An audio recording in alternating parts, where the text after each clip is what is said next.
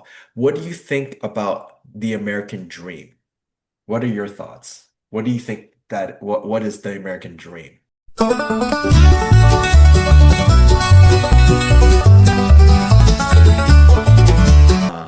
5, 4, 3, 2, 1. Hi, welcome to the International English Cafe. I am your host, Tan, and it's Friday evening over here in the Western Hemisphere, Saturday morning in the Eastern Hemisphere.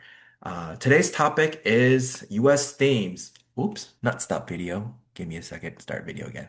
Um, Today's topic is U.S. themes, the American dream. So what we're going to do is we're going to go over an essay written by none other than JFK, John F. Kennedy.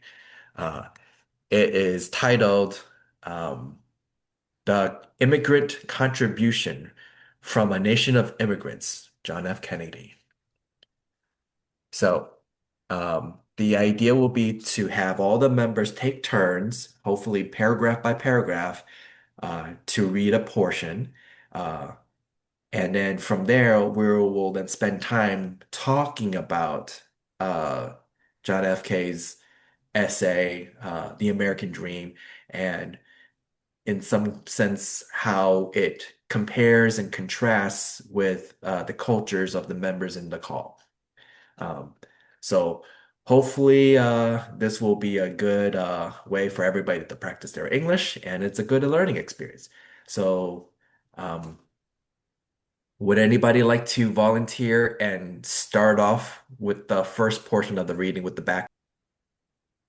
Just so you know, like you may be doing this 2, 3, or 4 plus rounds worth. So if you don't read it now, you're gonna be reading it sometime later. Me, Tank? Okay, go ahead. The background. Okay.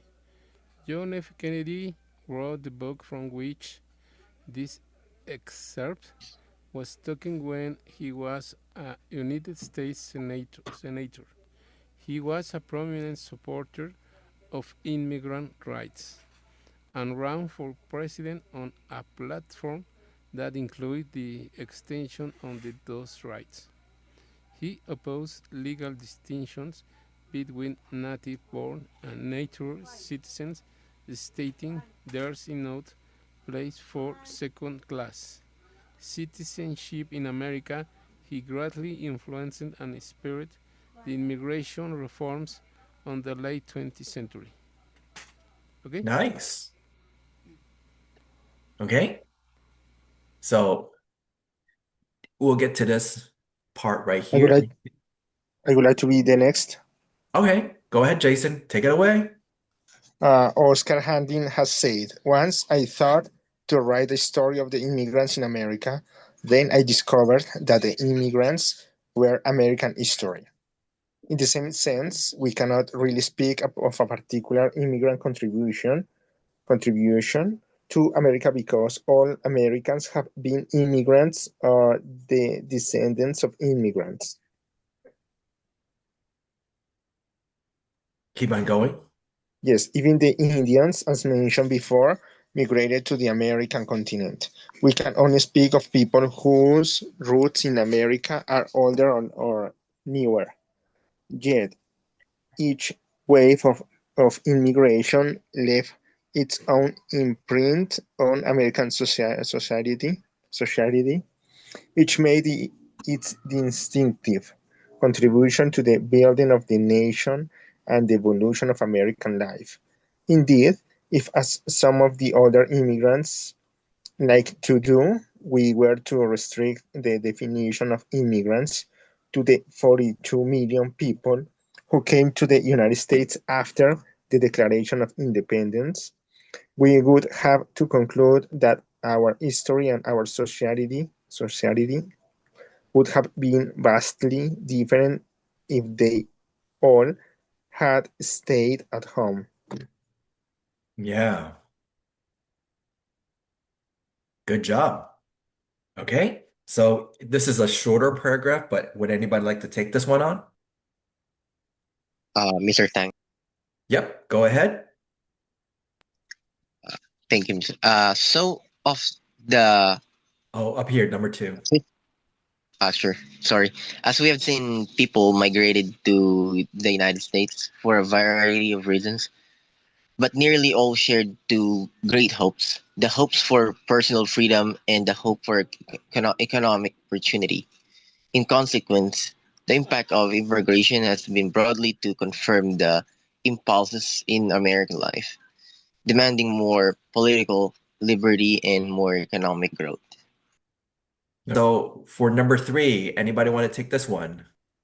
Okay, let me try. Okay. Where can I read that? Number three. So of the 56 signers, number three up at the top of the screen. Um, Number three, yeah. Okay, okay. Let I try a little bit.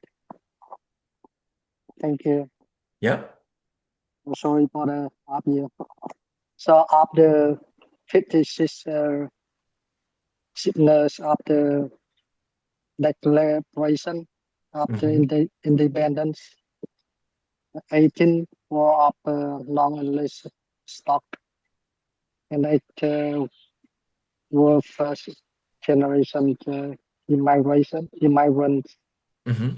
immigrants the West Indian Alexander Hamilton, who was Washington Secretary of Treasury, Treasury, Treasury, yep.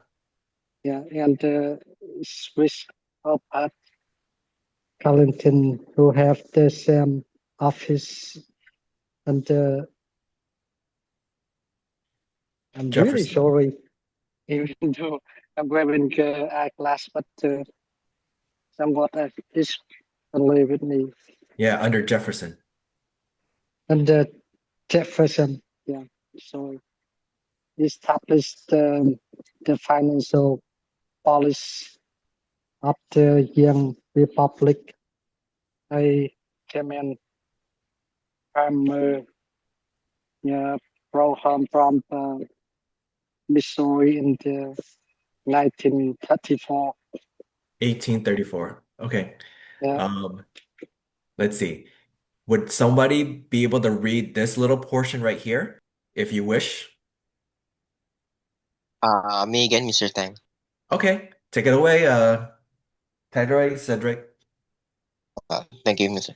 If you wish to see our whole family living in a country where a freedom of speech obtains, where no spies are eavesdropping, where no simpletons criticize your every word and seek to detect their detect therein a venom that might endanger the life of the state, the church, and the home. In short, if you wish to be really happy and independent, then come here. Good. Okay, so part four, paragraph four is very short. So would somebody want to read four and five? Yes, I would like. Okay, take it away, Jason. Okay, every ethnic minority in seeking its own freedom helped strengthen the fabric of liberty in American life. Similarly, every aspect of the American economy has profited from the Hmm. contributions of immigrants. We all know, of course, about the spectacular immigrant success. The men who came from foreign lands sought their fortunes in the United States and made Striking.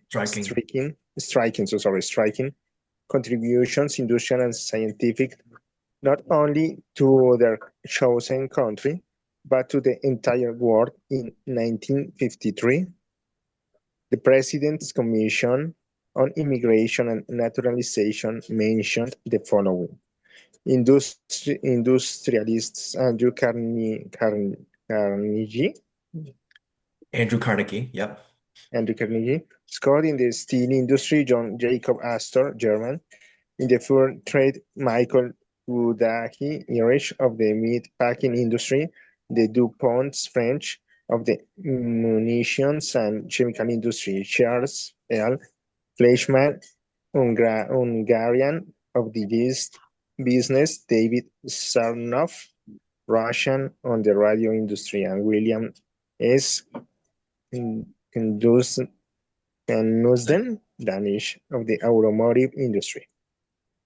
Okay, good job. All right, so for 7, anybody like to take? Would you like to read the next part? Yes, sure. All right, so this is cut off. So here's one part of 7, and then I'm going to scroll down to get to the rest of the paragraph for 7. Okay. Scientists and inventors. Among those whose genius has benefited the US are Albert Einstein, German, in physics. Michael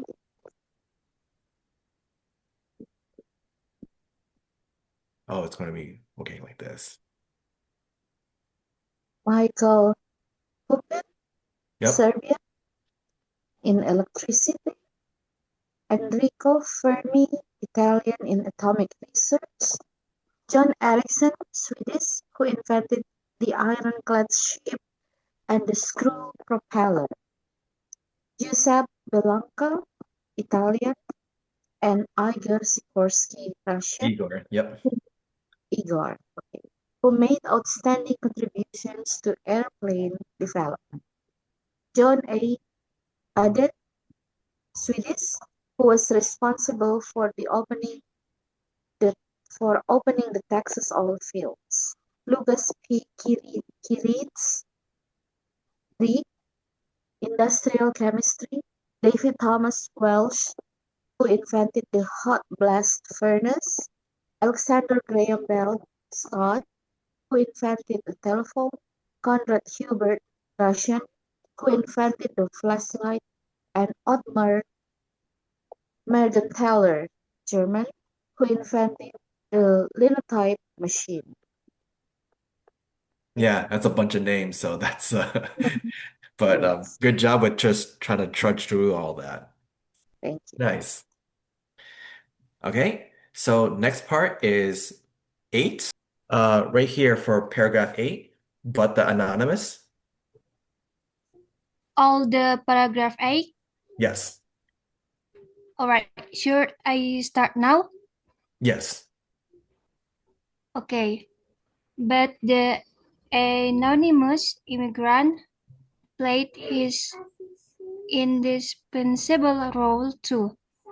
Between 1880 and 1920, America became the industrial and agricultural giant of the world, as well as the world's leading creditor nation. This could not have been done without the hard labor, the technical skills, and the entrepreneurial ability of the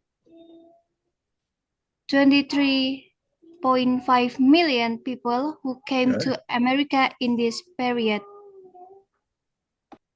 Good job. But next up, we get to paragraph 9 down here. This is a little bit longer, but would anybody like to take this one on? Yes, I will try. If you Okay. want. Yep, go ahead, Jeisson. Take it away. Significant as the immigrant role was in politics and in the economy, the immigrant contribution to the professions and the arts was perhaps even greater. Charles O. Pauline's analysis of the Dictionary of American Biography shows that of the 18th, of the 18th and 19th century, figures 20% of the businessmen, 20% of the scholars, scholars and scientists, 23% of the painters, 24% of the engineers, 28% of the architects, 29% of the clergymen, 46% of the musicians, and 61% of the actors were of foreign birth. a remarkable measure of the impact of immigration on American culture. And not only have many American writers and artists themselves been immigrants or the children of immigrants, but immigration has provided American literature with one of its major. So 10 and 11 are a little bit on the shorter side. So would anybody like to read both of them? Or at least one? Yes, please. Okay, take it away, Imee. Okay. Paragraph 10. 10. Yep. Perhaps the most pervasive influence of immigration is to be found in the innumerable details of life and the customs and habits brought by millions of people who never became famous. This impact was felt from the bottom up, and these contributions to American institutions may be the ones which most intimately affect the lives of all Americans. Would you be able to read paragraph 11? So this part right here? Sure, sure. Yep. Okay. In the area of religion, all the major of American faiths were brought to this country from abroad. The multiplicity of sects established the American tradition of religious pluralism and assured to all the freedom of worship and separation of church and state pledged in the Bill of Rights. Good. Okay. So at this point, everybody has read, and so paragraph 12 is a tad bit long. Would anybody like to read this part? It's up for grabs. Okay, If may not, I? okay, take it away. Okay. So, too, in the very way we speak, immigration has altered American life. In greatly enriching the American vocabulary, it has been a major force in establishing the American language, which, as H.L. Mencken demonstrated 30 years ago, had diverged materially from the mother tongue as spoken in Britain. Even the American dinner table has felt the impact. One writer has suggested that typical American menus might include some of the following dishes: Irish stew, chop suey, goulash, chile con carne, ravioli, knackwurst meat sauerkraut, Yorkshire pudding, Welsh rarebit, borscht, gefilte fish, Spanish omelette, caviar, mayonnaise, antipasto, Baumkuchen, English muffins, Gruyere cheese, Danish pastry, Canadian bacon, hot tamales, Wiener Schnitzel, Petit Four, Spumone, Villa Billabesse, Mate, scones, Turkish coffee, minestrone, filet mignon. I'm not sure about Canadian bacon. Canadian bacon is one way to think about it is just ham. Ah, But oh, then but then I think there's a slight difference between ham and Canadian bacon, but I mm, can't explain that one. Um, there's a lot of things in here. It's basically very cultural to whatever the original country is.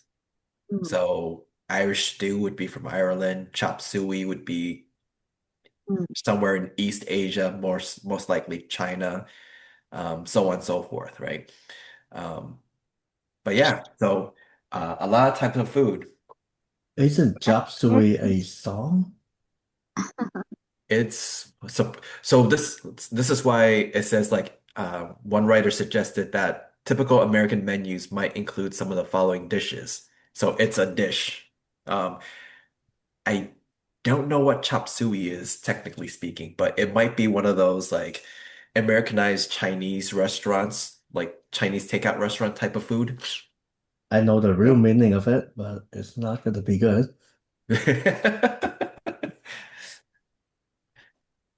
But okay. Canadian Oh, is go many ahead. different. Canadian can be from France or Scots also. Well, Canadian bacon is supposed. This is why, like, I don't know how to explain that one because, like, it's like ham, but technically there's supposed to be a difference between that and ham. Hmm. So let's do like this, right? So, like, if I was to, do we have? Yeah, okay. Canadian bacon versus ham. So both are cured pork products, but they differ primarily in cut, texture, and flavor. Canadian bacon is derived from the lean, boneless pork loin back, offering a firmer, meatier, and leaner profile. Conversely, traditional ham comes from the hind leg or butt, often containing more fat, salt, and sweeter curing flavor. So I guess this is, they're just both, they're from different parts of the pig. Hope that makes sense. I see. Ham Yep. tend to be bigger. The loin tend to be smaller. The Yep. tenderloin is very small Mm. and lean.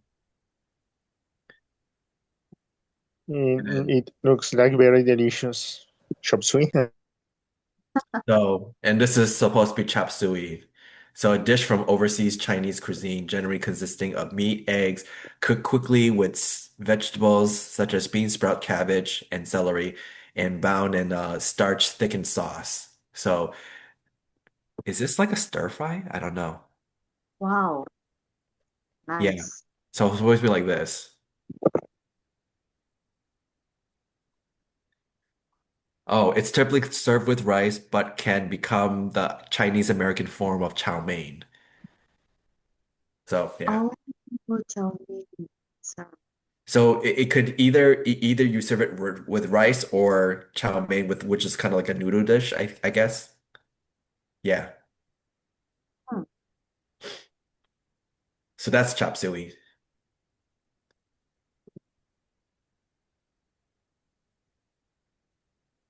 Okay. So in any case, let's see. So hi Cyber and hi Nazwa Nazi. Are you there, Nazwa?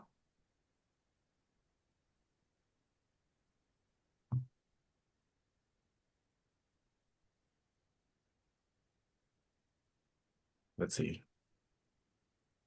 Oops. Oop. And welcome to the call, Kazuko. Hi, all. How are you? Doing well. I'm sorry Uh, for being late. that's okay. This meeting's always been on the late side. Anyway, oh, that Nazwa person left. Okay, never mind. And hi, Lily. Welcome to the call. Hello, everybody. How are you? Fine, thank you. Doing Oh, hello, well. Kazuko, is it? Yeah. Hello, Kazuko. How are you?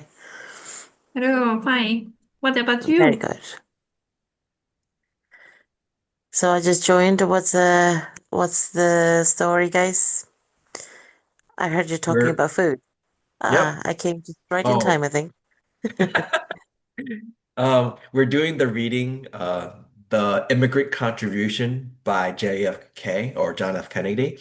Okay. So I got the article on the board. Let me see. Here's the link to the article. And Mm-hmm. we just finished paragraph 12, which talked about the different type of cuisines that you would find in American menu, which Mm-hmm. is Mm, a hodgepodge of a lot of dishes from around the world, basically, Mm-hmm. or at least a different type of food from around the world. Yeah. I recognize Irish stew, chili con carne. I just had it for dinner yesterday. Sauerkraut, yeah, Yorkshire pudding. Oh, delicious. With a Sunday roast. Um, English muffins, yeah. Danish pastries. Canadian bacon. That reminds me of the bacon that we get from supermarkets, and some of the flavors would have a bacon with maple syrup, so maybe that has a connection to Canadian bacon. Do you know what I mean? I don't know.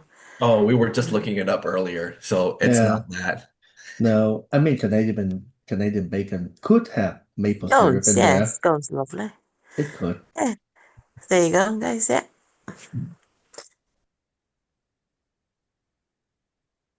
Yeah, so just for your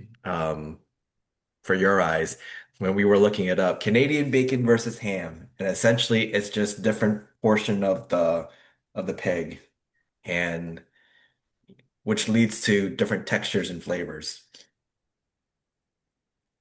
Do you know what dish Canadian bacon is the most famous to be included in? Breakfast, Specifically, I guess. I don't know. it's famous to be in Egg Benedict. Oh, Yeah, okay. because most of the time I would have English breakfast. I don't know how famous it is in America, and one of the ingredients, must have ingredients in English breakfast is bacon, but not bacon as in, the thinly sliced. Do you know what I mean? Yeah, That the type of English bacon, bacon is not different from ham. the yeah, the English bacon is different from the Canadian bacon. Yeah. That's it, yeah.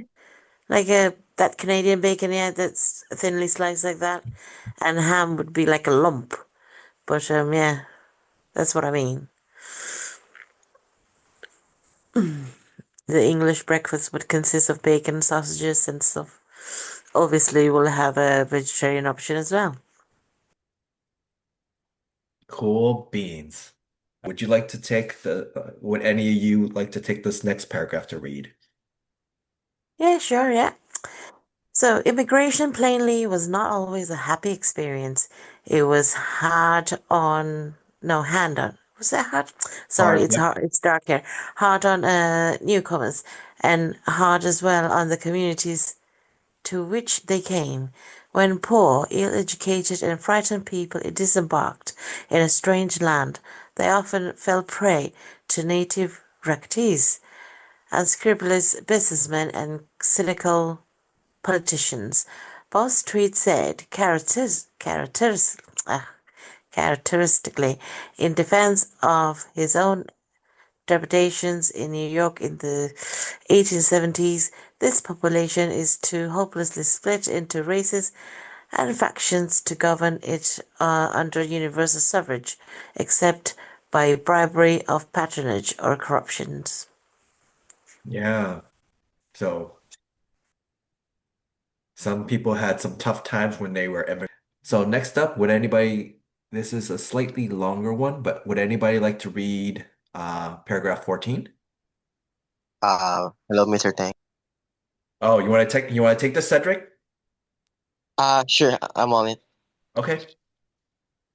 Uh, but the very problems of adjustment and assimilation presented a challenge to the American idea, a challenge which subjected the idea to stern testing and eventually brought out the best qualities. In American society, thus the public school became a powerful means of preparing the newcomers for American life. The ideal of the melting pot symbolized the process of blending many strains into a single nationality, and we have come to realize in modern times that the melting pot need not mean the end of particular ethnic identities or traditions. Only in the case of Negro has the melting pot failed to bring a minority into the full stream of American life. Today, we are belatedly but resolutely or resolutely engaged in ending this condition of national exclusion and shame and abolishing forever the concept of second-class citizenship in the United States. Good. But in any case, would anybody like to take paragraph 15 to read?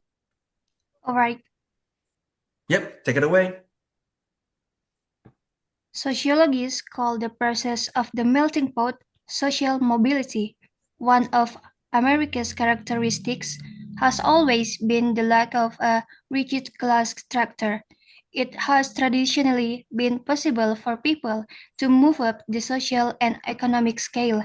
Even if one did not succeed in moving up oneself, there was always the hope that one's children would. Immigration is, by definition, a gesture of faith in social mobility. It is the expression in action of a positive belief in the possibility of a better life. It has thus contributed greatly to developing the spirit of personal betterment in American society and to strengthening the national confidence in change and the future. Such confidence, when widely shared, sets the national tone. The opportunities that America offered made the dream real, at least for a good many. But the dream itself was in large part the product of millions of plain people beginning a new life in the conviction that life could indeed be better, and each new wave of immigration rekindled the dream. Good job. It's a little bit more lengthier than I thought, but like very good job going through all that. Nice. Okay. So next up, paragraph 16. So I think Kazuko, you also rose your hand up too. Would you want to take this one? Yeah, thank you very much, but I can't understand. I can't read. Alexis de Tocqueville, the name, his name. I Oh, can't read. Alex de Tocqueville, I guess. Yes, I'll try. Thank you. Yep. Thi- This is a spirit which so impressed Alex de Tocqueville, and which he called the spirit of equality. Equality in America has never meant literal quality of condition or capacity. There will always be inequalities in Inequalities. inequalities in character and ability in any society. Equality has meant rather that, in the word of the Declaration of Independence, all men are created equal and are endowed by their Creator with certain unalienable, Unalienable rights. unalienable, unalienable rights. It Mhm. has meant that in a democratic society, there should be no inequalities in opportunities or in freedoms.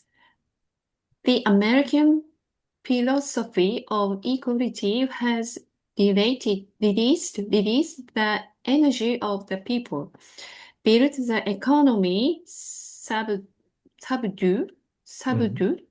the continent, shaped and reshaped, reshaped the structure of government, and animated the American attitude toward the world outside. Thank you.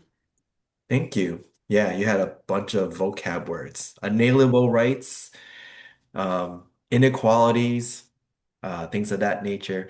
So yeah, like so in the Declaration of Independence, there's that phrase that says, "All men are created equal and are endowed by the creators with certain unalienable rights." Right? So yeah, the idea of unalienable, right? So alien. So basically, these are something that's not foreign, right?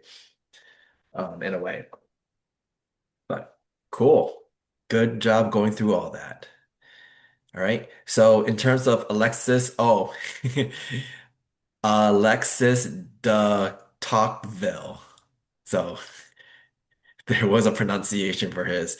So French political thinker who traveled through America in 1831. Afterwards, he wrote about his experience. All right, cool. All right. So we'll get to the next part, paragraph 7, and this is basically the last. Oh, this is the last paragraph altogether. So what I'll do is I'll read this part, and we'll finish this off with the reading. And then from there, we'll then talk about what John F. Kennedy had wrote in terms of the immigrant contribution, and talk about the American dream. And from there, make some compare and contrast with your own culture, right? So, paragraph 17, the continuous immigration of the 19th and early 20th centuries was thus central to the whole American faith. It gave every old American a standard by which to judge how far he had come, and every new American a realization of how far he might go. It reminded every American, old and new, that change is the essence of life, and that American society is a process, not a conclusion. The abundant resources of this land provided the foundation for a great nation, but only people could make the opportunity a reality. Immigration provided the human resources. More than that, it infused the nation with a commitment to far horizons and new frontiers, and thereby kept the pioneer spirit of American life, the spirit of equality and of hope always alive and strong. We are the heirs of all time, wrote Herman Melville, and with all nations we divide our inheritance. So this is the Immigrant Contribution, A Nation of Immigrants by John F. Kennedy. I know some people have joined late, but I had sent out the essay ever since Tuesday. So hopefully you all had at least a chance to read through it. Otherwise, at least whatever we have read here, hopefully some of this might make sense. But I guess first off, does anybody have any particular questions on anything? So like thoughts, ideas that's from the essay, even vocabulary words, that's fine too to ask. Um, does anybody have any questions so far? Yes. Go ahead. So I tried to print out this article from this your link, but I couldn't. Hmm. PDF is better. Yeah, so what I did is so here's my little trick. Let's see. So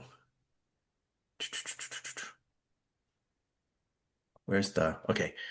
So this is the link to the article, right? And it goes through all this stuff.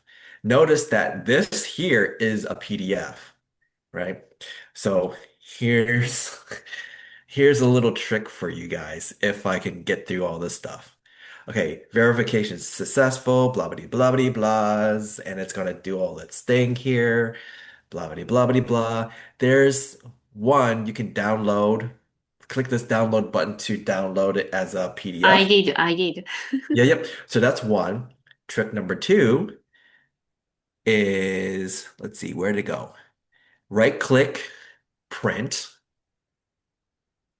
And what you do is make sure that the printer is Microsoft Print to PDF so that it doesn't print out as a piece of paper, but it prints it out as a PDF.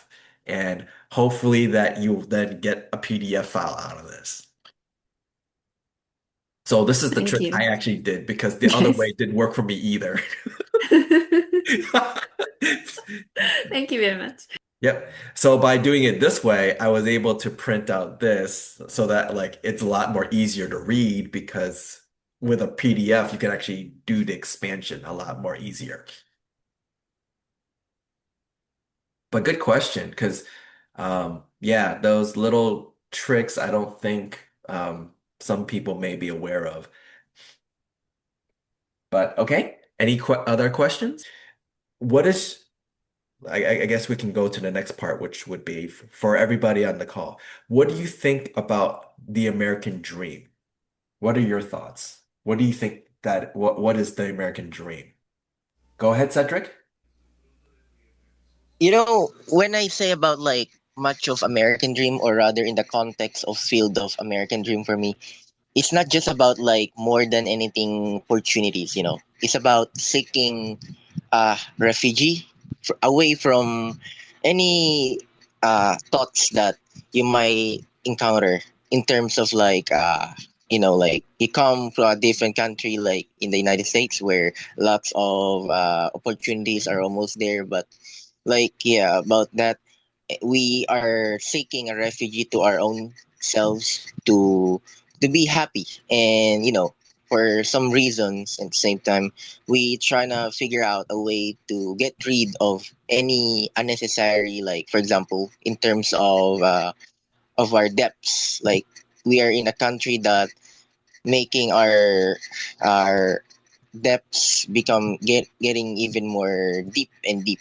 And as if it's getting deep, we trying to figure out a way to reach to other countries, whether you have family there, contacts, or somehow somebody like a buddy or friend and all that stuff. So for me, that's just how I interpret the American dream. So Okay, cool. Anybody else?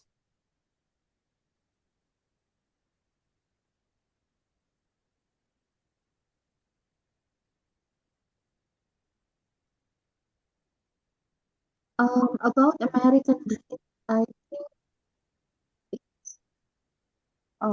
it's the dream of the American people who came from different countries in the world, that they have experienced injustice or um, problems with freedom and things like that. So they think when they go to the United States, they can make their dreams come true. Hmm. But sometimes they don't, because American dreams may have a price also. When some people think it is a progress to live in the United States, but every progress has a price, some people say. And some people may not have their American dreams come true. So there is a plus and a minus of everything. And some people abuse their American dream. They may abuse them because they can be very short-sighted, I think. So as long as they can get what they want, and in the name of American dream or in the name of their own dream. So I'm not sure it will work well for other people, because sometimes dreams like that can be very selfish. So we need to think about so many things and other people too when we think that we're going to get our to achieve a dream, something like that. That's from me. That's fair to say. And especially too, there's a drastic difference between uh how the US was in the 1950s, 60s versus how the US is in the 2000s plus, right? So with thinking it in even that type of terms, like it's been several decades, but the change was so much more drastic. So this idea of the American dream is it even remotely the same as how it used to be back in those like early 1800s and such.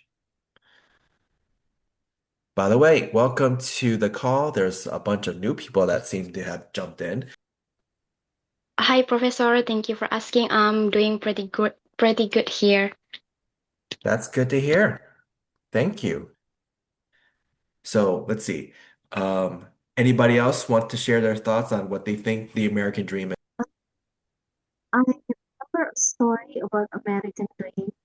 I met some Vietnamese American, Mm. Vietnamese Americans, and they happen to stay in one of Indonesia's refugee island, probably in 1970s or 80s. And of course, they are adults now living in the US. And they spoke some Indonesian language too. And oh, you're from Indonesia. And they would ask, selamat pagi, good morning, sudah makan, have you eaten Hmm. yet? And they were so excited meeting Indonesian people, especially when they are now living in the US. And it's like it, it reminded them of the memories when in living in the island in Indonesia. Well, I just used to read about it Mm. on the newspapers when I was little, but meeting them in the first hands, it's like, wow. And they have been, I think, achieving their American dreams, moving to the US. They feel free to do whatever they want, their artisanal creativities and things like that. And I think it's a very hard earned American dream for them. Yeah.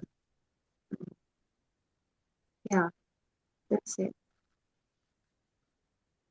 My parents were kind of like in that kind of boat, pun intended, because they were boat people. So they had to go through all that struggles. And hi, Ichigo, long time no see. Hi. Hello. Hello, everyone. Good morning. Good Depend day on to where you you. are. Anybody else with thoughts regarding what they think the American dream is? Uh, um, I don't think the American dream exists. I think there's a reason for us to call that a dream because we have to be asleep to be living it. Uh, there's nothing that, uh, coming to America and you would think that it's just given to you. But the fact is, everybody gonna have to work hard. It's a competition here, you know. And if you first come to the United States specifically, you have to face with a lot of challenges, and either you survive or you die, or go somewhere else. Um, the fact is, the standard of living in the United States is among the highest, uh, compared to everywhere else in the world. And if we are not able to make enough income to survive that standard of living, we actually end up in there. So it's not a dream. It is more like a opportunity to be tested how resilient we are and how adaptive we are to the new society. Maybe adapted to the new culture because I do believe that the American culture is the culture of the world. Immigration has been a big part in U.S. community. You know, I'll take example of one community, which is like New York. You can see that there are tons of culture and tons of minority come to New York and make a living for themselves. And it should be the opportunity for you to bring your own culture to part of you know, how the United States is today. But that inclusion doesn't come cheap. And you have to represent. Like we have to represent, we have to learn how to speak English. Um, we learn how to negotiate. We learn how to do business, how to deal with other people, how to deal with scamming. All the good thing and all the bad thing in the society.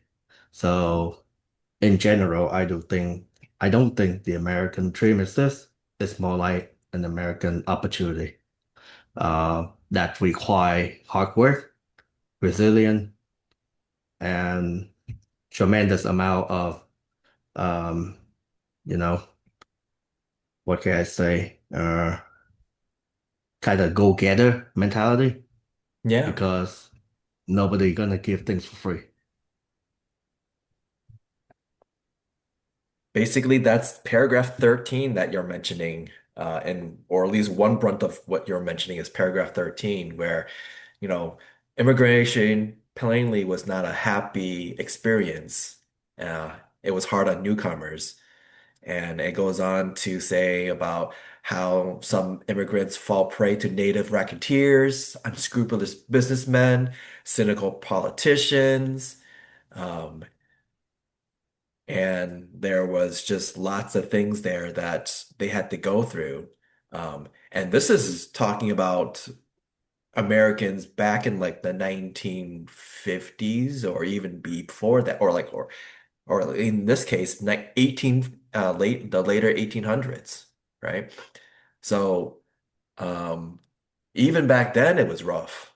This idea of the American dream, or maybe it doesn't technically exist, but that's what they're calling it, right? That's a very good point. Nice, very nice. Anybody else with any particular thoughts? Okay, so let's get into more the compare contrast part with things with from your own culture, right? So is there anything remotely similar to this from your own culture, or are there lots of things that you can sh describe that might be different from what is considered the American dream? So first off, what is your own culture? So would anybody like to speak up about their own culture? So for me, I'm an American born. This idea of the American dream for me, uh, part of it is I would say opportunity is difficult. If sometimes you just need to just be lucky because sometimes no matter how hard you work, it doesn't matter. Or maybe all that hard work does matter. But that's kind of like the luck factor in that part, right? That's where I'm pointing that out. Um, for me,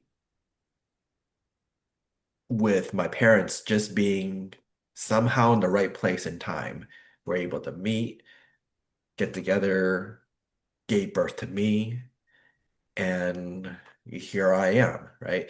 And obviously they had their hard work, but at the same time, there was factors of luck that allowed them to be able to progress compared to their other cohorts that, despite them working hard, still struggled.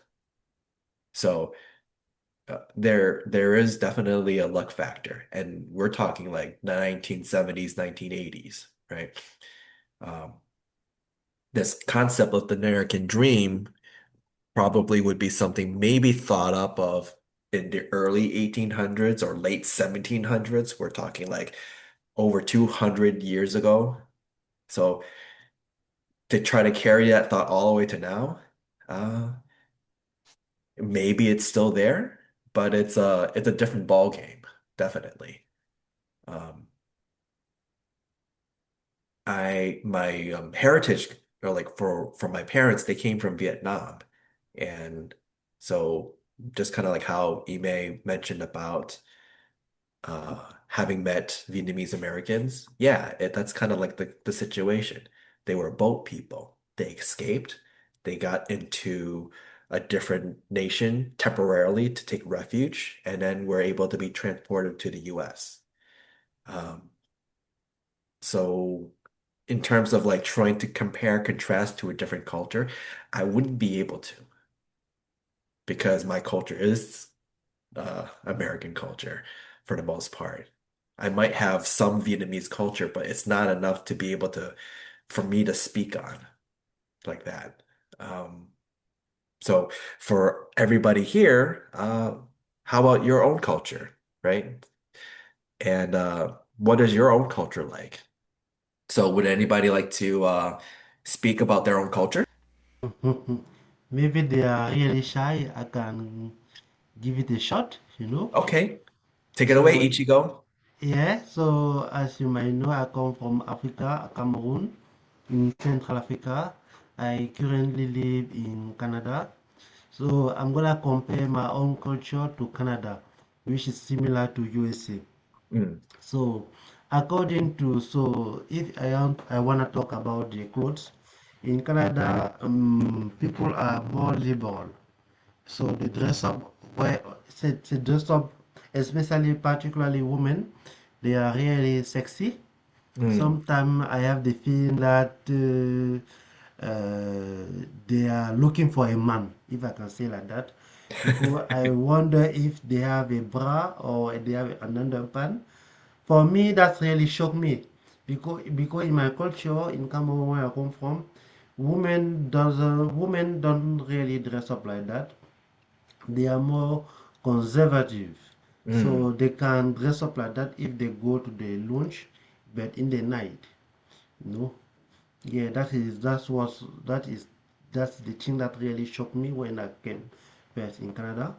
So what else is that here in Canada is really easy to feel lonely That means you can spend at least 1 year, 2 years, 3 years without having a friend. So but in my country you is really it's almost impossible to live there 1 year without having someone to speak with. You know, in Canada, where I live, I don't know my neighbor. I don't know who is he, mm. what does he do? Because people go to their workplace and go back home every single day. But in my country, you can't spend 1 year without knowing your neighbor, without knowing people who you usually live with. Because people, even if the job is difficult, they are kind of socializing. Is people try to socialize with you even if they don't know you. You Yep. know, or if you fight against someone, if you there is a battle in the road in the street, people in my culture, in my country, people will come to separate you before the situation become worse. So, but I notice here in Canada, if you fight with someone, people will look at you and maybe take a picture, take a video, and call police officer without necessarily come to separate the battle. No, yeah. So what else? Thing that is really good is that it's easy and cheaper to have a car here in Canada compared to my own country because you have when because Canada can export and set can fabricate a car here in Canada as a result of that. Cars are really cheap, more or less cheap, yeah. But in my country, if you wanna have a car, is a kind of luxurious product. That Mm. means when you have a car, people look at you as if you are richer, you are well off, you know. So is a symbol of success in my country. So, but in Canada, it's just you have a car, it's okay, like everyone. That's good because here the car is the kind of product that you use for transportation. So another thing worth mentioning is about when you wanna marry a woman in my culture, you have to pay a kind of dot. That means all the family of the woman came address a kind of list so that you have to pay everything to marry that woman. But I noticed that in Western culture is not this thing doesn't exist. So that is a kind of similarities and difference between my culture and Canada. Yeah. Good. Very good. So yeah, you can see about the whole idea of individualism versus collectivism, right? Yeah. How it seems like in Canada, you might not really know your neighbors readily versus in your own former country, like Mhm. you have people all around you right away, right? Yeah, Like yeah, of course, that of course. there, so there's that difference, right? There's the social and economic gaps, right? Having a Mm-hmm. car in one country may mean one thing, but having a car in the other country might mean something else, right? Yeah. The like those are two key parts I would say that to really point out. That's really great. Um, nice job. Like so, yeah. Even if you don't live in the United States or the Americas or anything of that respect. I'm pretty sure there's certain things you've heard about the US and or North America in general to be able to speak on this, right? So you can make comparisons just based off of that too. Yeah, So of course. uh Cedric, you raised your hand up, so like take it away. Go ahead and you know provide your thoughts.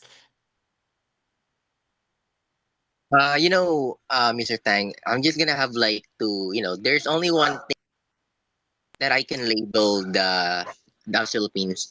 Sorry about the background noise and stuff. There's only one thing that I can label because since I'm from the Philippines, for what I can tell, like I can see that our culture here it's way more much reliable on or relying or rather reliable on westernized culture in terms of how we able to wear pants, belt, and at the same time, where if we're inside of the house, we usually still wear our worn out clothes and stuff. Mm, So for me, when I say like what I try to figure out when I try to say is when we are out of somewhere else because since we have lots of foreigners here at the same time and we try to come across and walk past with them, I feel like we also have similarities between Philippines and United States at the same time because we also have here some sort of a different neon vibe, westernized city and all the stuff. So we try to like usually go there and get along with some friends to see each other and at the same mhm, time the way I see it is since President Donald Trump order if you're not familiar with his laws or policies that he declared a war against with the illegal immigrants who are coming across in the United States borders. It's also like same way that how our president here was like back in 2016. So mm, they were like kind of a President Duterte and President Trump are more were much more alike to each other in terms of their personalities and all stuff. So they also hate illegal borders, illegal immigrants, and dealing a lot of when it comes to drugs inside of their country. I think that's only my opinion. Thank you, Mr. very interesting. That's something I did not know at all, but that's a very good input. Nice. Okay. Would anybody else like to share or like do kind of a compare contrast between your own culture and North America or basically United States? Me? Go ahead, Juan Franco. Okay. For me, it's very interesting. This say the John F. Kennedy Hmm. and give the opportunity to see the evolution the USA for immigrants and the opportunity they give the USA and immigrants. And I think for example, one immigrant going to the USA for the opportunities they have a lot money, no, is the principal reason. Maybe you invest your money in your car, on your house, or anything, no? But I believe the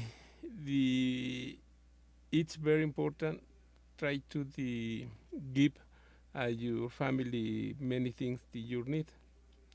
And the first opportunity is going to the one country to give money and give a lot money the pay in your country, no? Mm. But for example, the contrast in Mexico, for example, I put in Mexico the example. I believe there exists a lot things for make money and decent money, and you find your work. I like it, no, Tang? Mm.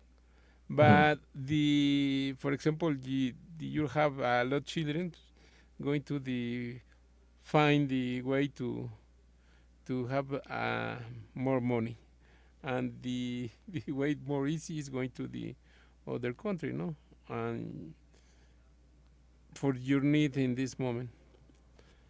For example, I believe the in your country, maybe I don't know, Mexico, Guatemala, Salvador, exists the ways to try to the work, but maybe for the culture, not have the or not have the fine to try to work and have the money that you need. But the more important to learn in this class is the people maybe put in one country, for example, USA, Mhm. the advance more speed, no? Give the technology, give the talks or many things, different things, and the consequence is this country advance more speed the other countries. No, it's very interesting.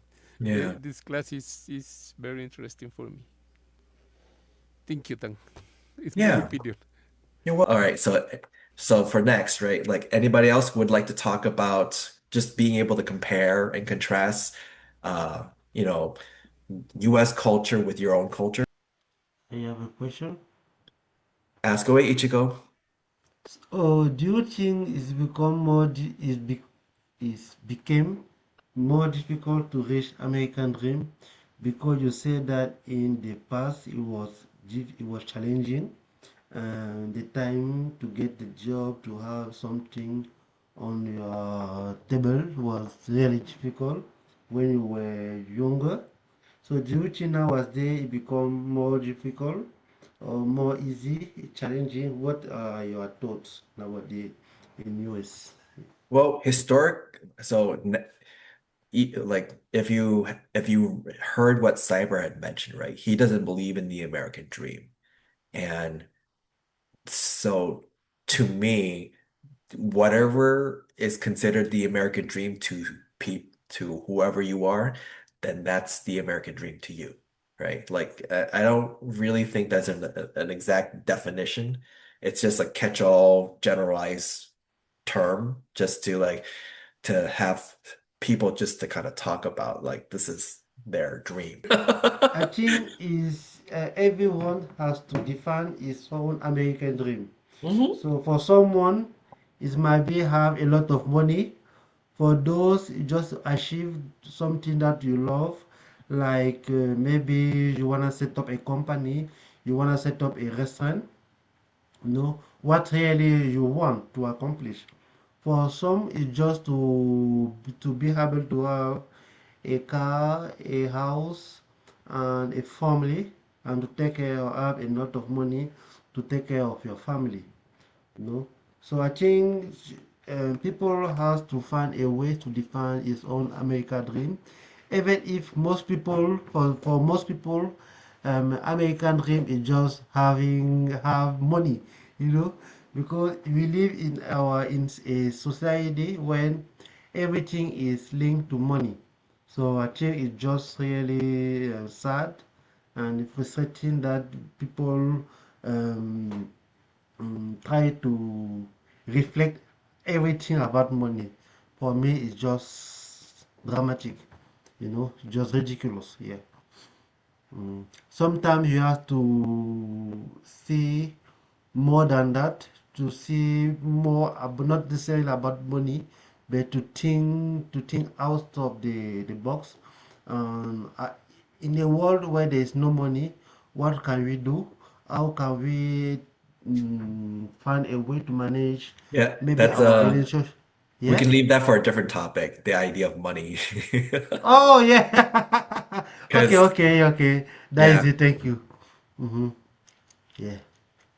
So yeah, but like you're at least bringing up some good ideas, or at least yeah, yeah, especially for a future topic. So cool. yeah, yeah. Okay, Okay. so let's see. Can anybody else speak about their own culture? So I'm gonna start volunteering. All right. So let's see. Hutri, looks like you came back. So are you there, Hutri? Yes. Okay. Would you be able to talk about your culture? I just see a difference about how success is defined in the American American dream Mm. or American people and our culture in Indonesian. So in Indonesian culture, success tends to be more collective, like being able to support your family and maintain respect in the community and live in harmony with others. But personal achievement is matters too, but it is usually tied closely to family well-being rather than purely individual goals. While in American, success is often measured by like I don't know, I haven't been there and I do not really study about the American culture, but I think their success is often measured by material achievements like owning a house, having a high paying job, or gaining personal freedom. So I see that difference. That is a very, very good assessment. Very good job. I like that. Very nice. Um, Thank you. you're welcome. Like that is a good comparison, right? Like how is success measured, right? And this is then falls back into the this idea of the American dream, because how do you know how like if you achieved your dream, right? In a sense, that's how the question would then goes into like how is success measured. That's a very good point to make. Very great. Nice. Yeah. And I mean, I would say that I can confirm that your assumption is fairly correct. Uh, just, coming from the country where collectivism is a way to go.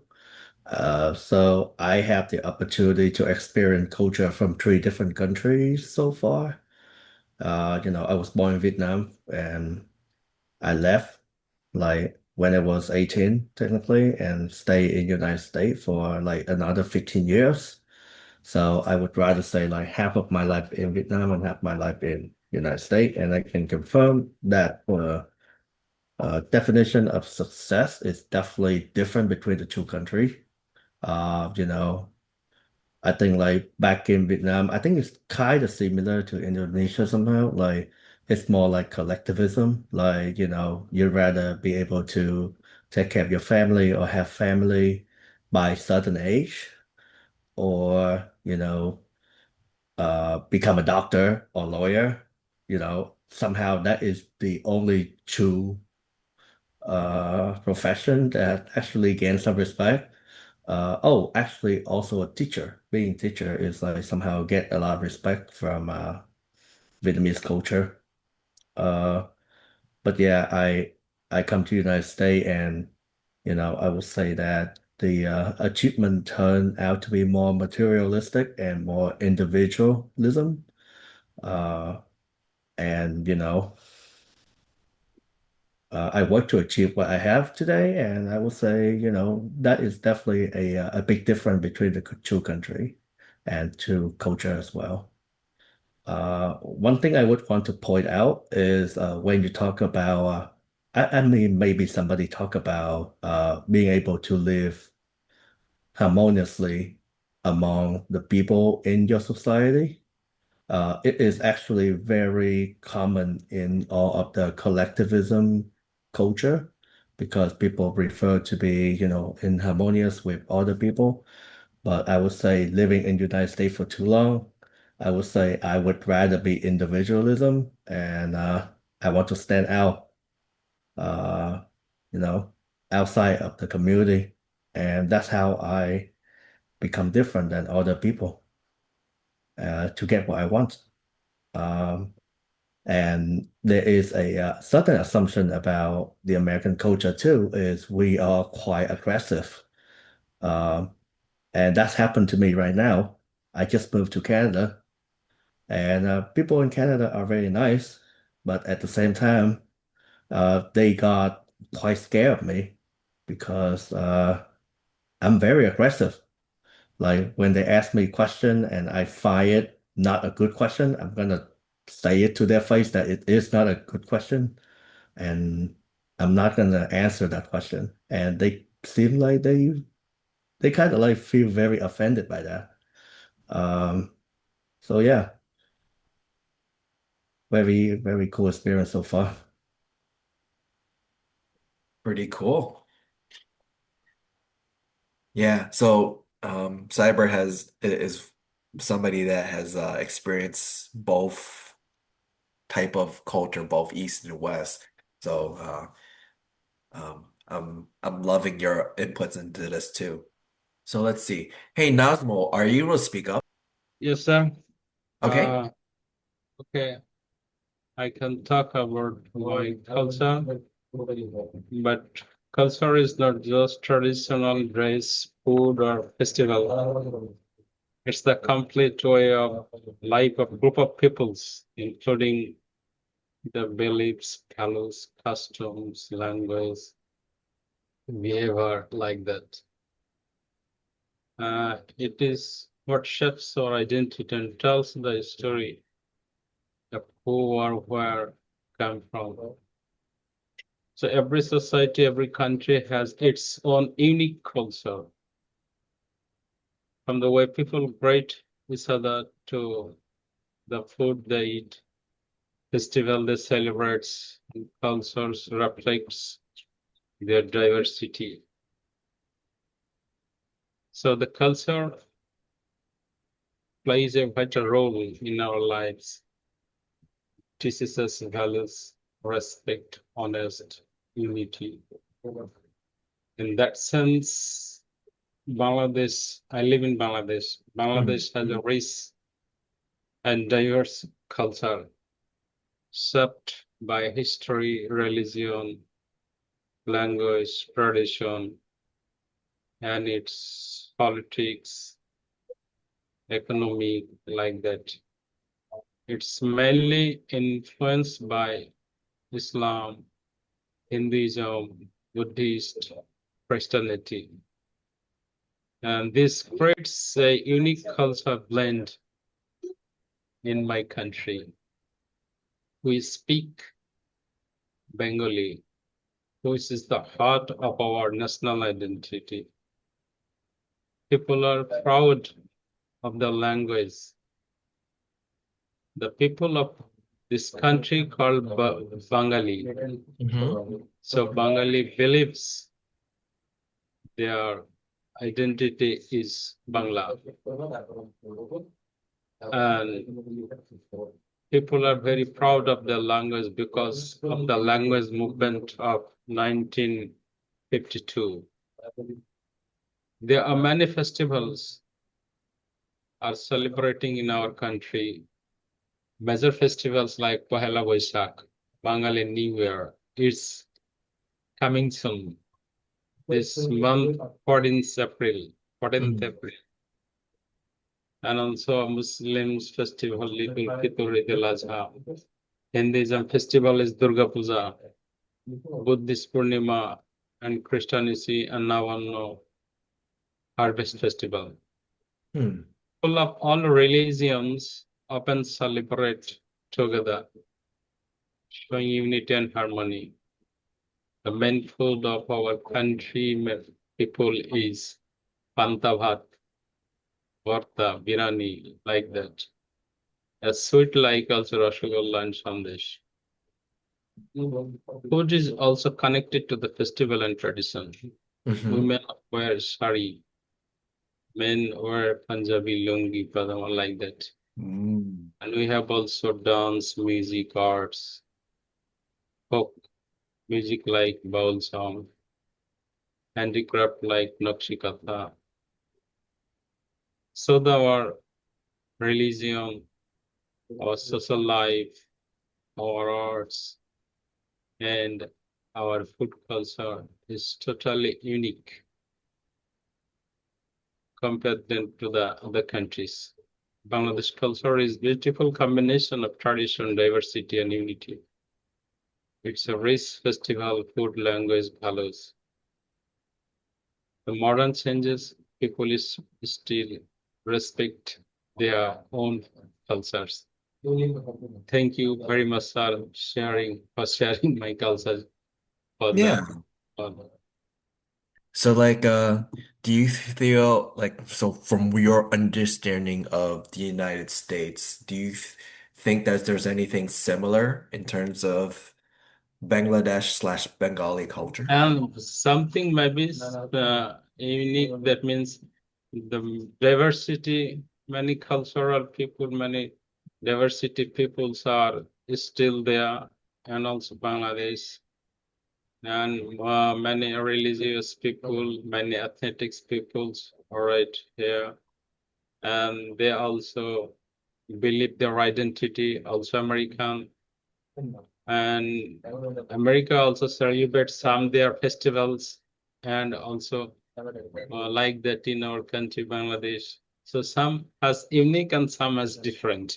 It maybe exists for all countries, not only for Bangladesh and USA. Okay, good to hear. Cool. Okay. So would anybody else like to talk about their culture? I'll say something, Tan, if you don't mind. Sounds good, Lily. Take it away. Yeah. So it's not limited to comparison and success. Then I just want to highlight how my culture, how the way we communicate.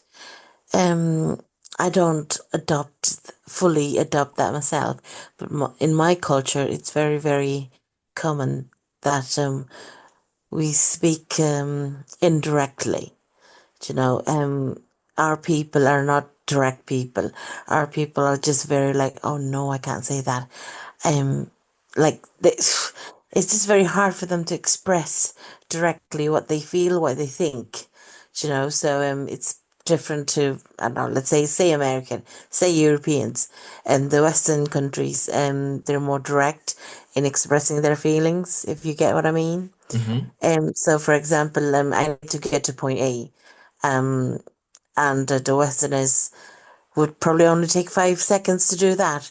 But my people, oh God, they go left, right, they go on the highway and stuff like that, and then it just they're not even finish it by 5 minutes, and in the end they probably don't get their point across at all, and it's just that's not a result.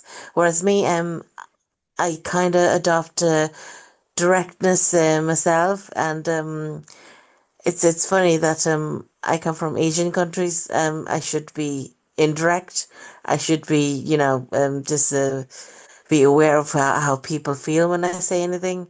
And my husband, he's from the Western countries, and he's more Asian than I am. It's very strange. And okay, and then I want to highlight about this, about how we treat the elderlies. So it's like this, where I come from, we respect the elderly so much. We totally have high family values. So it's like this. Uh, I come across some people from the Western countries, or even from the series that I watch or whatever. It's kind of once they're 18, they just have to leave the house, and the parents just don't want to know about them anymore, which is good. That's encouraging independence, yeah. But where I come from, no, it's not like that. If anything, the parents want the children to stay with them until they're married. There's no tradition that once you're 18, that's it, you're out of the house. No, there's not that at all. The parents actually adore their children to stay with them. And I notice, like once someone's married, and then let's say the parents want to come and visit, they'd be like, they have to make appointments. It's just like frowned upon. And where I come from, it's far from that. Like Mhm. we always be in touch with our parents, on a daily basis even, and we always want them to come over. We always go and visit them. So I don't know, things like that. Like, it's just a huge difference in the two things that I just mentioned there. That's all. That's all I'm saying. If there's anything you'd like me to elaborate, I will. Thank you. Very nice. So yeah, going to this idea of poetry versus prose, if you will. It's not exactly what that is, but it's similar enough to direct and indirect. You'll start to find that the language, especially those like language of the East, tend to be more flowery, right? It tends to not necessarily be as direct. Maybe there is certain directness, and they might go into prose, but there's this aspect to the language that's flowery, like that's the way, I guess, best way to describe it, and that's what is considered poetry or poetic, right? So you speak in a way where like it's not really direct, it's always indirect, but the way it sounds makes it more pleasant or more pleasing to the ear. Or else it's just more of a way of being able to describe things. Um, it's kind of weird because this idea of feelings, there's a certain aspect of Eastern culture where it's very logical, but yet at the same time, you still have this way of expression that is poetic, which is different from Western culture. So that kind of speaks to that, and that's a very interesting point to point out there. Very nice. In terms of the whole family thing, it may be unheard of that you have to schedule an appointment to be able to meet up with your family, which you can kind of start to see the type of priorities that people have. Because when you're independent, you have priorities that are more individualistic, and that anything that affects that could jeopardize certain aspects of your livelihood, right? Like, is it going to kill you if you see your parents? And for some people, literally, yes, it will kill them because that's time that they can't afford because that's less time for them to make money, which now means they don't have money. So how are they going to survive, right? And it might be that terrible. And at the same time, it's like, oh, parents can help them out, but then what if your parents need your help and you can't even help yourself? So this is part of the struggle of trying to achieve your success, right? And it is kind of difficult. Sometimes you could be placed in you know, you're placed in a hard place or a rock in hard or in a hard place, or I forget the idiom for that, but it's kind of like that. Let's see. So would anybody else be able to talk about something about their I think culture means about food, music, or traditional clothes, something like that. Yes. Ah, And like, language, traditions of things you do, things of that nature, way of thinking. Um, so for ex in this case, it's like you're comparing your culture with American culture, or to at least be more specific, right? It's talking about the American dream. So you can gear your question more towards uh, how do you perceive success in your own culture, and how do you think Americans perceive success? But yeah. Two keywords pop up in my mind. That is stability and dream big. Dream big is kind of American dream, and stability is the thing that Asian people try to find and keep it in a long time in their life.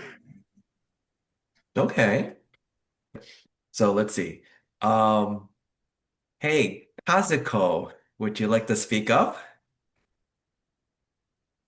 Thank you very much. Recently, I think American dream and Japanese dream is similar because we are very familiar country. I think so, but previous old culture, we have very sensitive and there are many prioritize process to success. But American dream, for me, it's very big and always I would like to focus on American movies. Always American movie is the last thing is successful.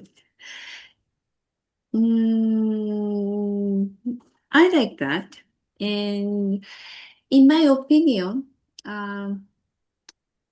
so Japanese culture, the first baby will take over the land or parents' heritage. But American case, American style is the kids will grow up and reach around 15 or 16. They, young people, will graduate from parents' house and move to another land or another house, or thinking about their dream, just only focus on their dream. And when they graduated university, they, I think they have a tendency to go abroad. So they almost they don't take over their parents' land or house. It's my the perspective. What about you? I Yeah, don't know. that's good. Thank you. Yeah, that those are some good points, right? Like there's a lot of things that are similar between Japanese and American culture, especially certain, Recently. yeah, right. And then like because there is a certain type of ambition, as you will. And especially you can see how hard both type of people work. Like in terms of like the workforce, Japanese and Americans are considered very hardworking. Um, just the amount of hours that you put in just to work. And for Japanese, it's just insane. Like there's a very specific and strict culture with that, especially when you're talking about like the boomers or the millennial, uh, or boomers or millennials. They have a very much more rigid and strict mentality regarding work. Um, so there's lots of similarities, especially with regard to that. Um, so the differences you can start to see, right? It's like that sense of independence that Americans would want, like very individualistic, as we were talking about earlier. So, that does make them a little bit different in that case compared to Japanese. But yeah, those are some good points. Thank you. Yeah, very nice. For those that haven't spoken up yet, would you be able to say something now? Okay, I'm still thinking about my keywords that I gave at first.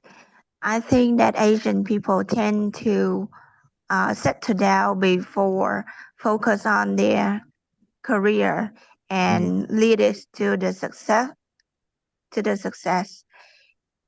In contrast, American they like to take risks and experience more. Like they just wanna gain a lot of experience as much as they can, which helps enrich their life. That is my opinion of the topic. Yeah. Oh, Melissa, you raised your hand. Would you like to speak? Yes, may I? I would like to share about the um comparison to my own culture. Great.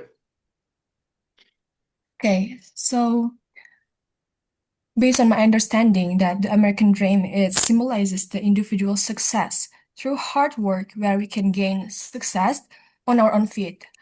But in our own culture, basically, specifically in my tribe is and Minahasa, we have one philosophy that called Sito Timo Tumoto. Sito Timo Tumoto. Well, it means humans live to humanize others. In our culture, it's the cherished philosophy of the Minahasa people from North Sulawesi, and it teaches that true humanity blooms not in isolation, but by first becoming self-sufficient, to then uplift and empower fellow humans, fostering mutual respect, cooperation, and communal thriving. So, for example, when we are gain some um, successful, it's better for us to celebrate with other village people. And it's reflecting that Minahasa culture rejection of rushed individualism in favor of interdependent thriving. That's what I would like to share about our culture. Thank you. Nice. So, um, where is your tribe? Like, what country is your tribe from? It's in Indonesia. Ah, okay. Mhm. And like, I don't know if I caught this right. So that, like, so in terms of Indonesia, like, so do you speak Bahasa or like, is it like a different language altogether? Well, basically, that's philosophy. It comes from um uh our tribe language, Yep. the traditional language, not Indonesian language, Yep. not Bahasa. Got it. Thank you. Okay, because like that's where my misconception comes into play because I don't know much. The only thing I know is like one language in Indonesia is Bahasa, but I'm pretty sure there was a lot more. And from what you're saying, yeah, I can definitely see that. That's awesome. Okay, so how about you? And what are your thoughts with comparing your culture with American culture? Um, well, actually, for American culture, I don't know much for now. Um, However, for my culture, I'm from Vietnam, so I think about the definition of success in Vietnam, and quite it depends on the generation and environment also. Um, and it's generally related around few things, and the most common I think it's about the finance and status. Okay. Yeah, yeah, it's like for example, like in Vietnam, if you rich, you success, and you and it show that you owning a house and a car, and those things often seen as a mandatory milestone to be recognized as a successful. Hmm. And also like careers, like you as a directors or you owning a business. Because for older generation, success is often linked to a stable job, stable Mhm. position. Yeah, like yes, I'm not sure in other areas in Vietnam, but like in the north of Vietnam, a stable position like in the government. Yeah, I mean it's like it show like you have a rank in societies. Yeah, and I think the next is about the traditional values, like family. Mm-hmm. Yeah, they think success by mm, it's that okay, you go to work and you settling down, getting married, having children. It's like a bad match for their abilities. Yeah, they often say that you should marry, blah blah, so your parent can feel proud and they feel great about yourself, etc. And yeah, one thing I noticed about the American cultures is like um I mean for the family, yes, as far as I know, the American culture is of, often like nuclear family. They independent from parents, but the age like 18, right? Mm-hmm. Yeah, and for Vietnam, the family often include multi-generation. Yeah, they want living together so they can support and they can how I can say this so like repay the parents kind of that, not sure. Yeah. Yeah. Filial piety. I think that's what that's called. Just for a generalized term, but yeah. Um, Filial piety. I think that's how you spell it. Let me try to check that at spelling.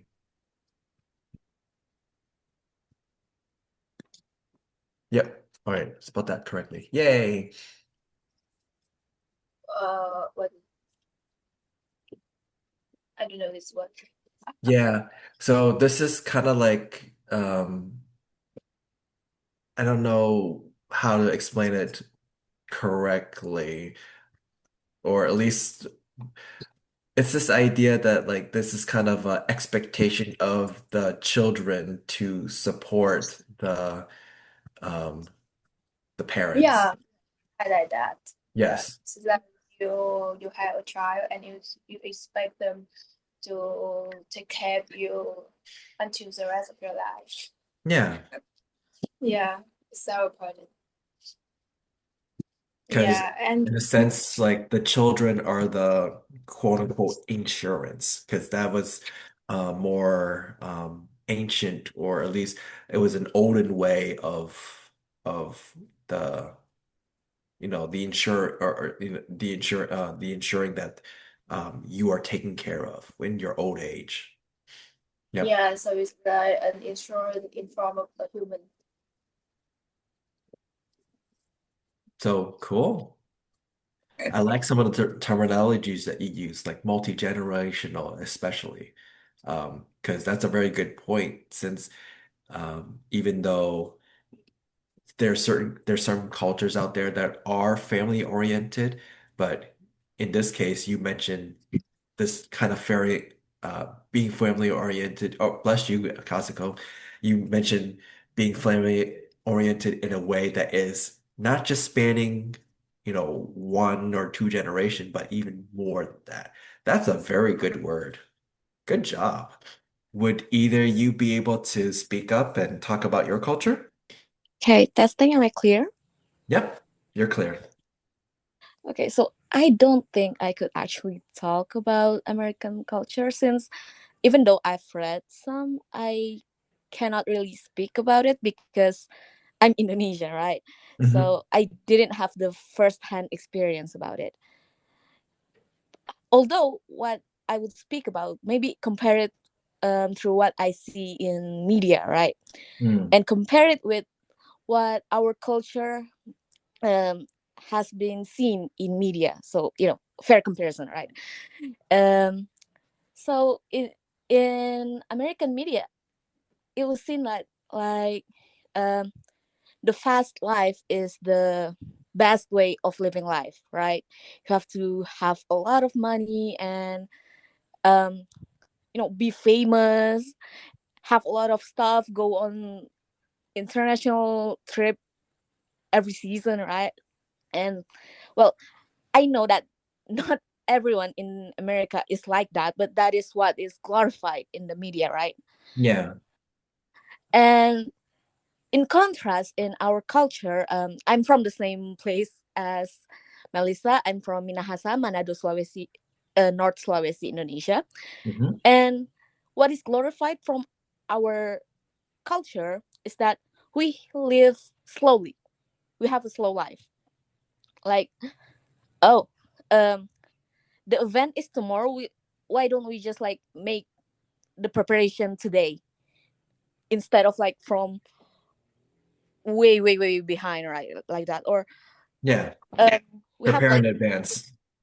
yeah, we live somehow slower, simpler, Hmm. like um because there is like this, I don't know how to say it, but like since a child somehow that an individual here was being taught like, that's that song from Juan, like the island gives us what we need.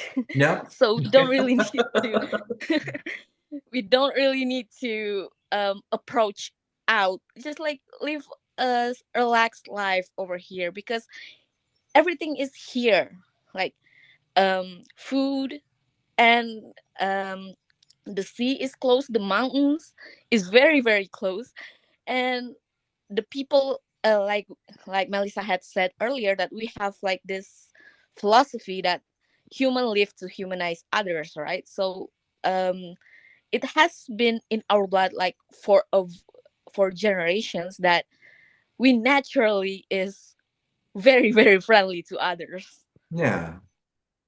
And it's not just limited to family, actually. It's even to strangers. Like maybe if you came to Manado, if everyone will like greet you even though they don't know you, and if you honk, they will like, oh yeah, see you later, even though we don't even know you.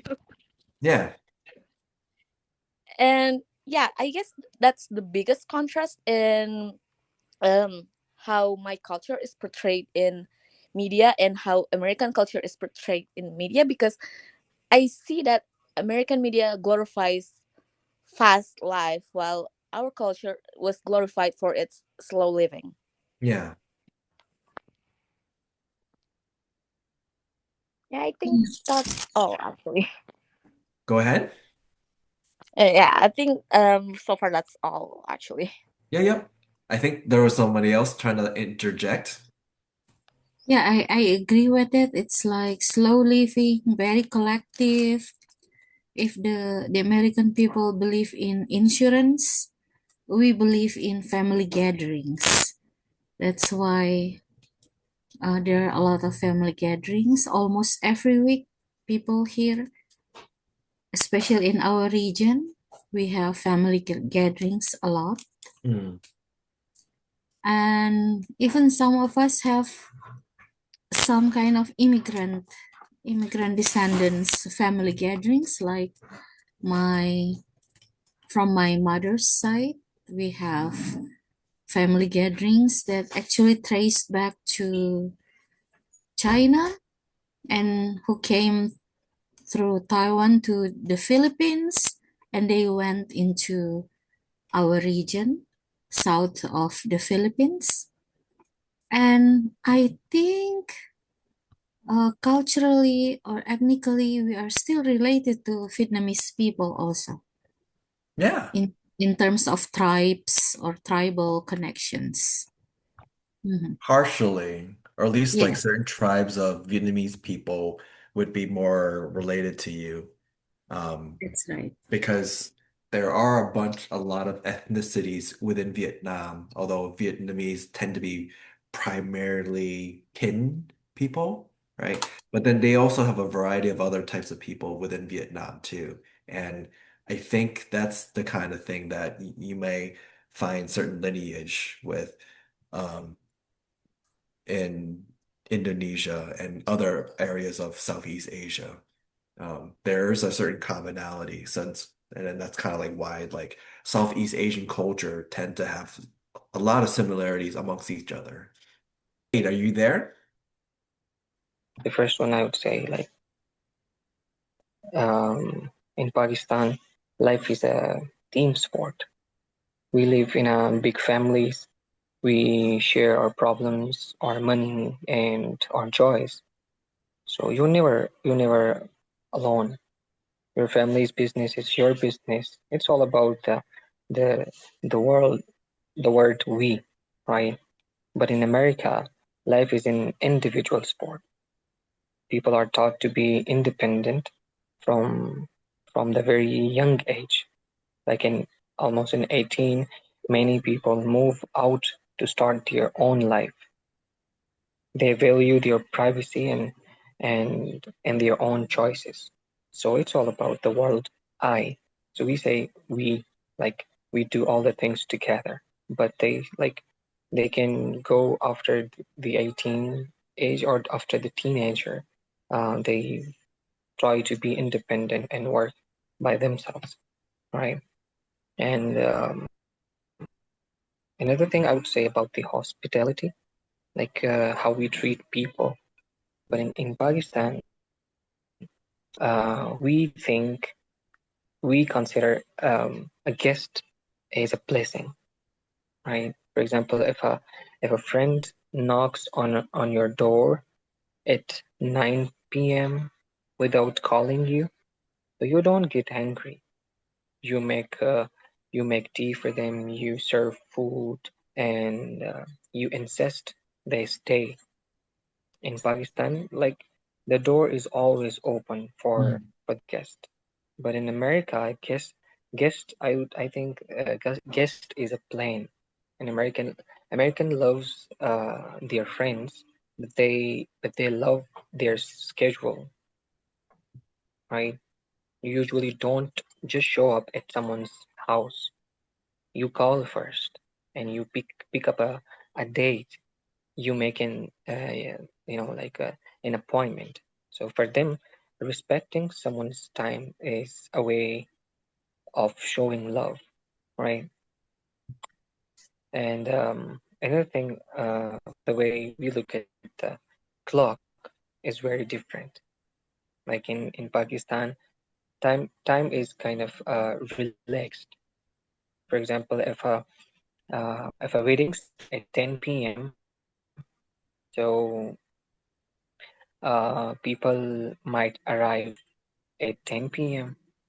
So we focus more on the person than the clock. So we say it will happen when it means to happen. But in America, they consider time is money, right? Like if a meeting at 10 a.m., so you should be arrived at 7:55 a.m. So being late is seen as being rude. So in America, everyone is moving fast because they want to be efficient, right? So Pakistan teaches us how to, stay together and care for each other. And America shows, like they teaches us uh, how to be strong on your own and get things done, right? So this is the comparison, and if you combine the two, you get the best of both worlds. The Pakistan, the heart of the East, and the energy of the West. That become a very great culture combined with. Thank you so much. Awesome. I like all your use of idioms that you threw in there. The best of both worlds, just to finish it off too. Perfect.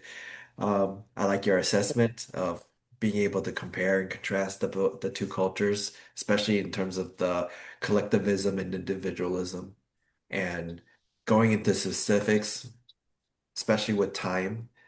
Um, Time is money, but very nice, right? So. Um, well, very well articulated. There you go. I Yeah, like it. thank you. Thank you. Yeah, it happens. Like I've experienced that. Like in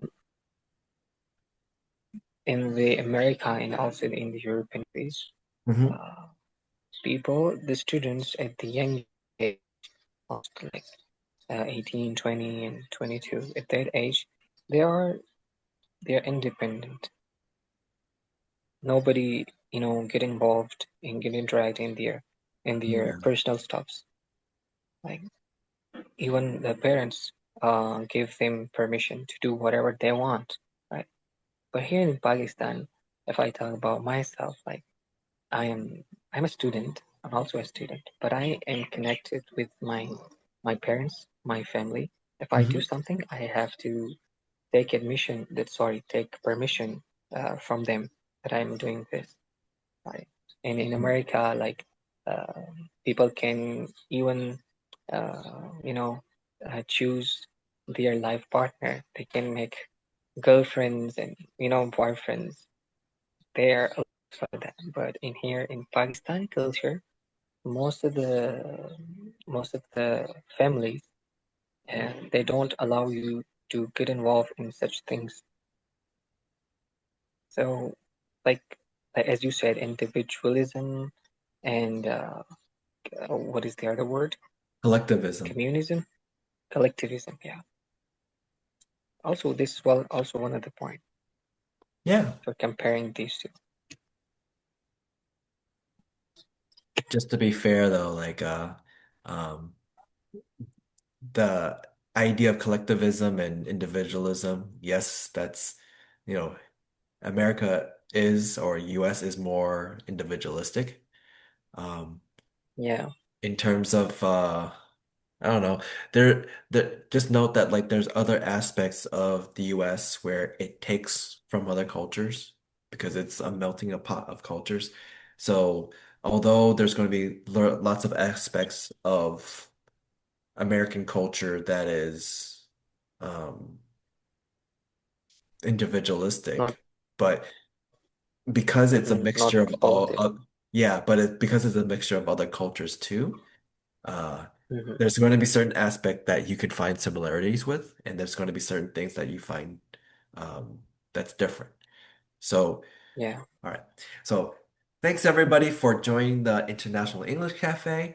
I hope that everybody have uh, gotten a good experience from my meeting, and especially too since the meeting has turned out to be about 4.5 hours long. Most of it is just us sidetracking to other different type of things, but obviously I'm gonna have to allow that cut out. But nonetheless, next week's topic will be self-reliance. So we're gonna delve into Ralph Waldo Emerson Please share on the s- group. with self-reliance. Although we're not going to go through the whole book because, Self-reliance. Okay, sir. Okay. yes. So we're not going to go through the whole book because this whole book has all his other essays. There's just going to be one essay that we're going to go through, which is self-reliance. I'll hopefully have a PDF for everybody to be able to read off of instead of like me trying to print out this book. But nonetheless, it will fall under the whole scheme for week 3, which is self-development. Sorry, career development, self-improvement, love relationship, blah blah blah. Because it will be more of like sort And of also self-improvement. self-marketing. Yes, kind of an idea. But nonetheless, that'll be the uh, next weekend's topic. So hope for all of you to stop by and um, we'll see what new things that we're gonna learn, especially from the transcendentalist Ralph Waldo Emerson. So until then, take care and bye. Bye. Thank you. Take care. Bye. Thank Thank you. you. God bless.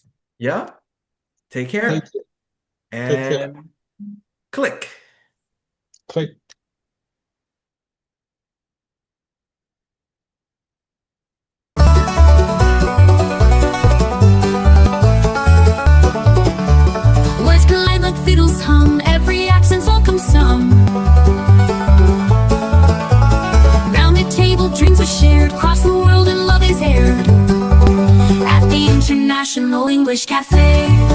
Talk your troubles right away. Sip your tea, let stories play at the International English Cafe. We don't need no passport stamp, just a cozy corner lamp. Face to face we find a way in a little cafe day after day.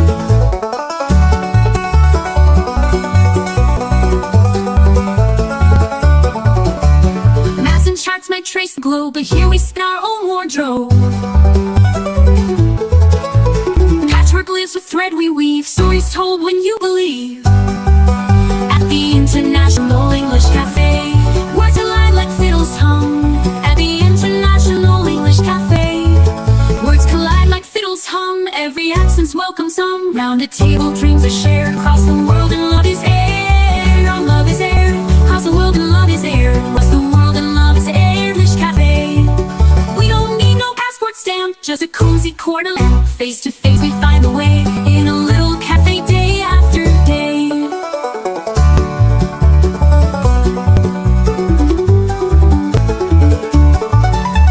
Maps and charts might trace the globe, but here we spin our own wardrobe.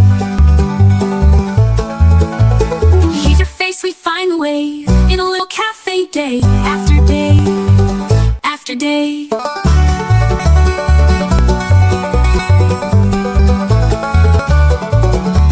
Maps and charts might trace the globe, but here we spin our own wardrobe.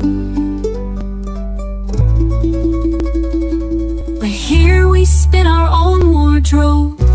But here we spin our own wardrobe. Patchwork little cafe day. Hey, accent charts might trace the globe.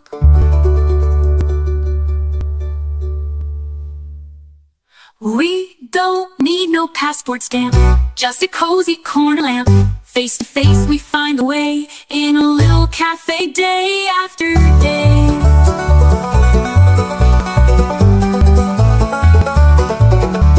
Maps and charts might trace the globe, but here we spin our own wardrobe. But here we spin our own wardrobe. Patchwork lives with thread we weave.